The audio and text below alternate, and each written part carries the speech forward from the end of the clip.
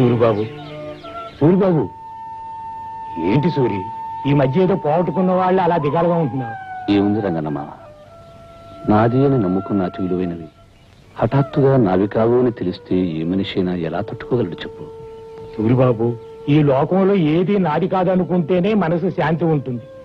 ఈ శరీరాన్ని వదిలి వెళ్ళిపోయే మనిషి అవి నావి ఇవి నావి అని ఆశలు పెంచుకోవటం మంచిది కాదు బాబు. నువ్వు చెప్పేది నిజమే రంగన్నమ్మ. ఎక్కడో పుట్టి ఎలాగో పెరిగి ఏదో ఒక రోజున కన్ను మూసి ఏ తోడు లేకుండా వెళ్ళిపోయే మనిషి బంధాలు అనుబంధాలు పెంచుకోవడం అనవసరమే.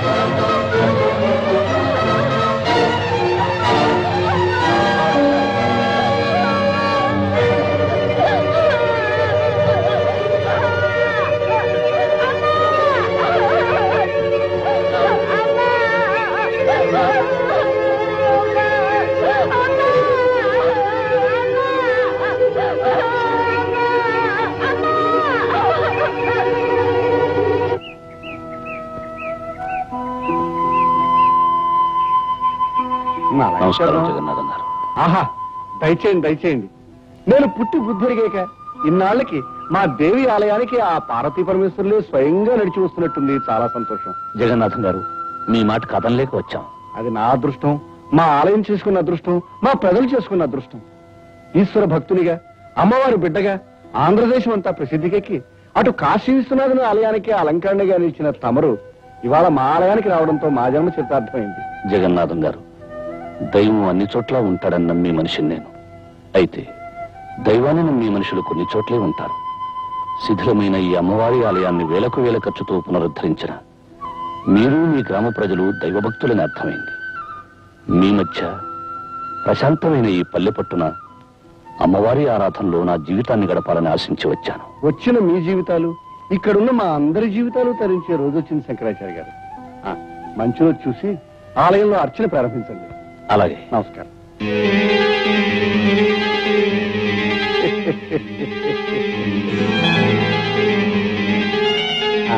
మీకు ప్రత్యేకమైన వస్తు ఏర్పాటు చేయించాను. అలాగే జగన్నాథం. తీసుకోండి.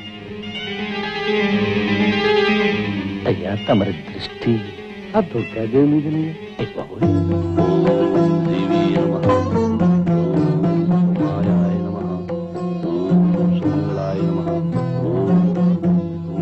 ఏకరూపాయ నమః. ఓం ఏకనాయకే నమః. ఓం మహారూపాయ నమః. ఆ మధ్య గోదావరి పుష్కరాల నాడు రాజమండ్రిలో ఆచార్య గారి అభిషేకం చేయిస్తుంటే కళ్ళారా చూశాను. ఏం శోభ, ఏం తేజస్సు, ఎంత ఆకర్షణ.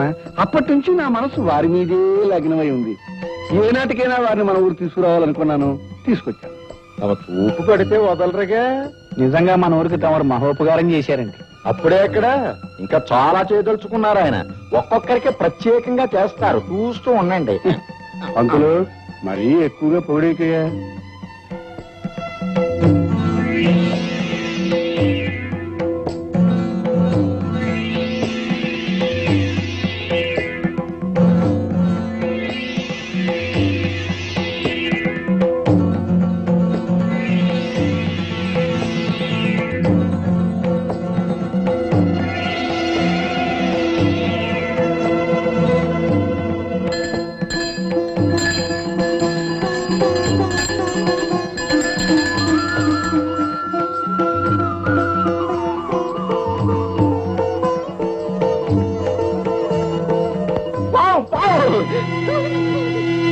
అది పావన్ అందరికీ తెలుసు. నువ్వు అరిచి చెప్పడం దానికి చంపే ఏర్పాటు చూడక. దేవుడు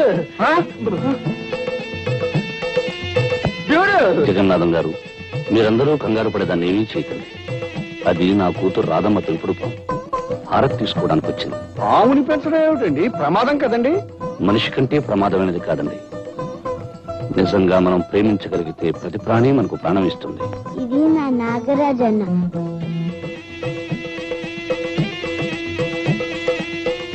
అందరూ దండం పెట్టండి. పెడతాం తల్లి పెడతాం, కానీ పావును దూరంగా పెట్టు. రేపు పంతులు ముందు అన్నం పెట్టవయ్యా. ఆచార్య గారు, మీ పాపతో పావుకి స్నేహం ఉన్నా దాన్ని నలుగురు మధ్య ఉంచడం మంచిది కాదండి. ఎందుకని అడగండి. అడగడం దేనికి? అది కాటేస్తే చచ్చి ఊరుకుంటాం కనుక. కనుక దాన్ని ఏ పుట్లలో వదిలేయమని ఆ చెప్పండి. విషయం మేము ఆలోచిస్తాం. రామారాధా, భయపడకండి. సూరిబాబు ఏం చేస్తున్నారు నాన్న? నాగన్నకి పాలు పోస్తున్నా. అలాగా. అమ్మా రాధా, నేను మాట చెప్తాను, వింటావా తల్లి?